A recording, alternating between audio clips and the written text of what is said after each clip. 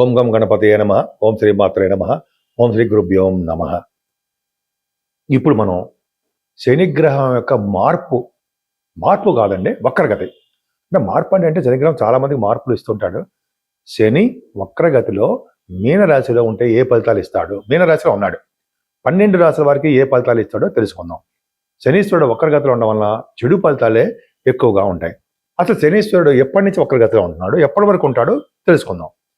27th July 2026 నుండి 10th December 2026 అంటే 137 days 137 రోజుల పాటు శనీశ్వరుడు వక్రగతిలో ఉన్నాడు. మీనరాశిలో బలంగా ఉన్నాడు. అంటే చెడు ఫలితాలు ఎక్కువ ఇస్తాడు అనమాట. అంటే ఏళ్ళ శని ప్రభావము, అర్ధాష్టమ శని ప్రభావము, అష్టమ శని ప్రభావం కూడా ఉంటుంది.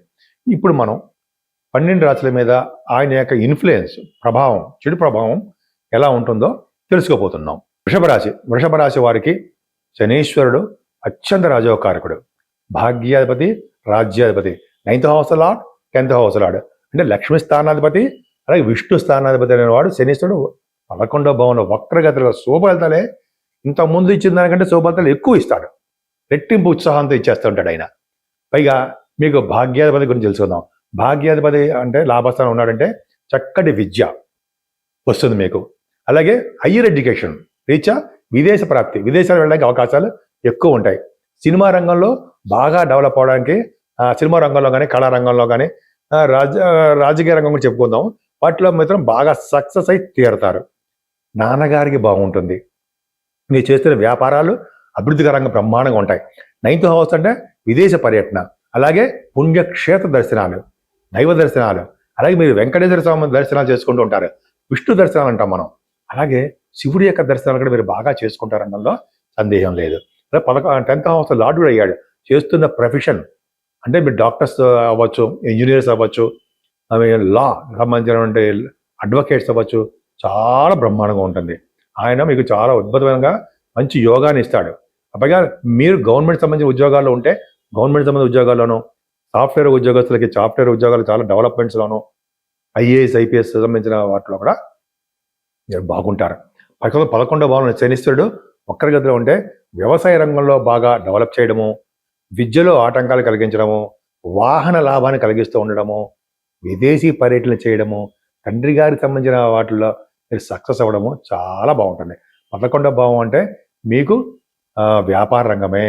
పైగా మీరు చేస్తుంటే ఆటోమొబైల్ వ్యాపారాల్లో automobile, cement, coal, iron, steel, petroleum, ఇవన్నీ కూడా శని కారకత్వాలు ఇవన్నీ కూడా సక్సెస్ అయి తీరుతాయి. మనం శనీశ్వరుడు గురించి చెప్పుకుంటామండి. శనీశ్వరుడు కూడా మన జాతకాల మీద కూడా ఆయన ఇంపాక్ట్ కనిపిస్తూ ఉంటాడు, ఫోకస్ చేస్తూ ఉంటాడు. అంటే ఇటు గోచార రీత్యా, అటు మన పర్సనల్ జాతకాల రీత్యా కూడా ప్రభావం ఉంటుంది కదా. అంటే ఏ దశలు జరుగుతున్నాయో అవన్నీ కూడా ఉంటుంది. దాని ప్రకారం కూడా మీరు మీ జాతకాలు తెలుసుకోవాలి అనుకుంటే date of birth, time of birth, place of birth ఉండాలండి. ఒక పక్కన గోచార ప్రకారము ఇబ్బంది పడుతూ ఉంటాం, ఇంకో పక్కన మీ మెయిన్ జాతకంలో కూడా ఏదో ఒక ఇబ్బందులు ఉండడము, ఈ జాతకాలు ఈ రెండు కాంబినేషన్ కుదరకపోవడము. అంటే ఒక పక్కనేమో గోచార ప్రభావంలో శనీశ్వరుడు ఇబ్బంది కలిగిస్తుంటాడు, ఒక పక్కన మామూలు మెయిన్ జాతకంలో కూడా ఏదో గ్రహం ఏదో దశ మీకు ఇబ్బంది కలిగిస్తూ ఉంటుంది. కాబట్టి ఈ రెండింటి వల్ల ప్రభావం వలన కూడా మీరు బాగా నలిగిపోవచ్చు, అంటే బాగా కష్టపడిపోతూ ఉండవచ్చు. అందుకని చెప్పి జాతకాల పరిశీలన కూడా కంపల్సరీగా ఉండాలండి.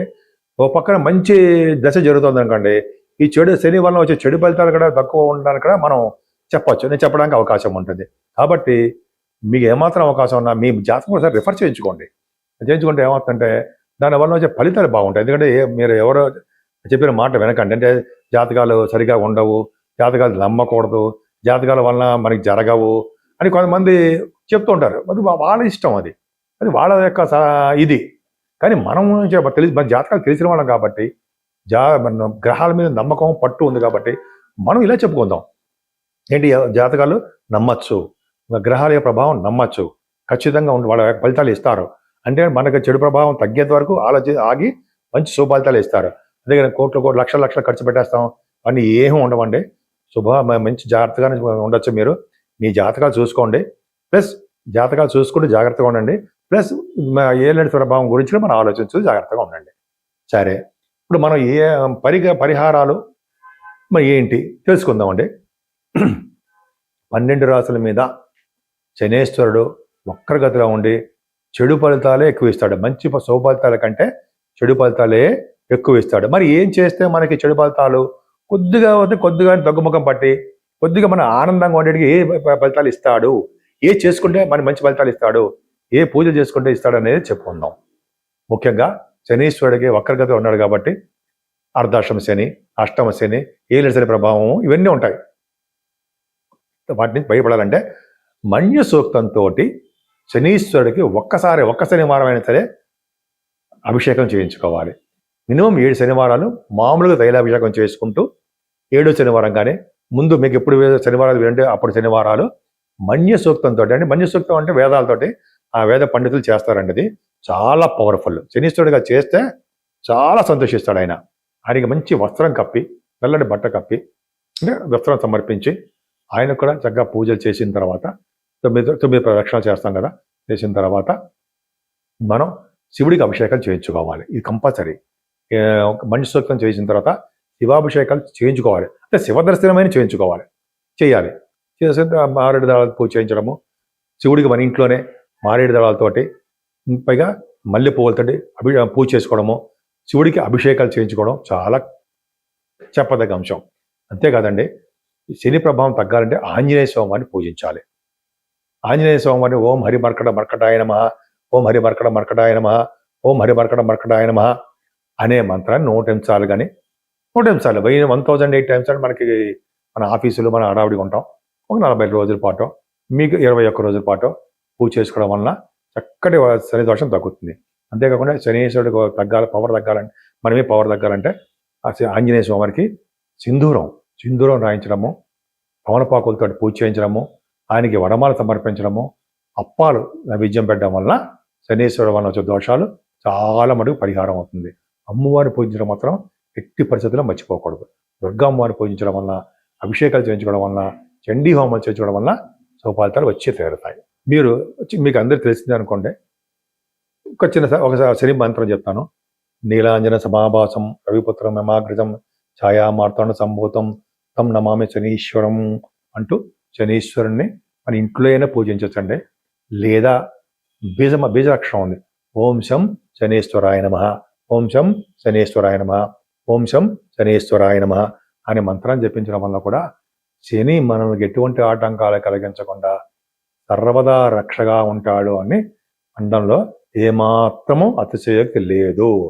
శనీశ్వరుడు ఎంత పూజిస్తే అంత శుభఫలితాలు వస్తాయి. రాజకీయ రంగంలో ఇప్పుడు చాలా ప్రాబ్లమ్స్ ఉన్నాయి. ఆ రాజకీయ రంగంలో భవిష్యత్తులో కూడా ప్రాబ్లమ్స్ లేకుండా దేశాల మధ్యలోనూ లేకపోతే రాష్ట్రాల మధ్యలో కూడా శని వలన దోషాలు పరిహారం కావాలి కాబట్టి శనీశ్వరుని మూలమంత్రంతో కానీ అంటే మన్య సూక్తం కానీ పూజించడం వలన సర్వ శుభాలు కలిగి తీరుతాయి. మీకు అందరికీ తెలిసింది అనుకోండి, ఒక శని మంత్రం చెప్తాను.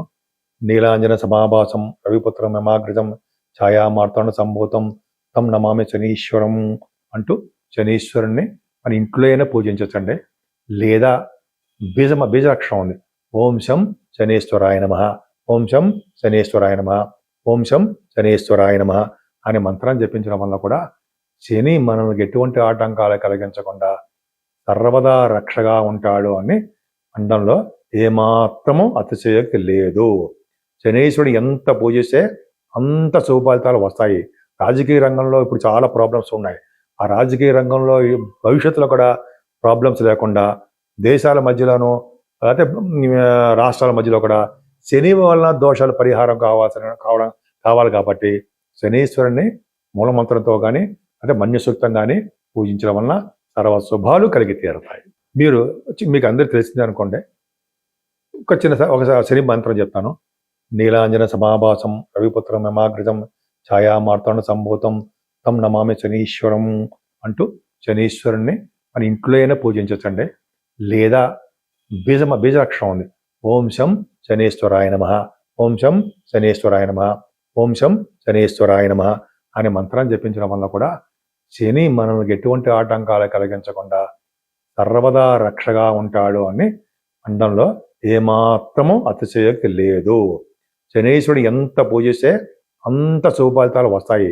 రాజకీయ రంగంలో ఇప్పుడు చాలా ప్రాబ్లమ్స్ ఉన్నాయి. ఆ రాజకీయ రంగంలో భవిష్యత్తులో కూడా ప్రాబ్లమ్స్ లేకుండా దేశాల మధ్యలోనూ లేకపోతే రాష్ట్రాల మధ్యలో కూడా శని వలన దోషాలు పరిహారం కావాలి కాబట్టి శనీశ్వరుని మూలమంత్రంతో కానీ అంటే మన్యసూక్తం కానీ పూజించడం వలన సర్వ శుభాలు కలిగి తీరుతాయి.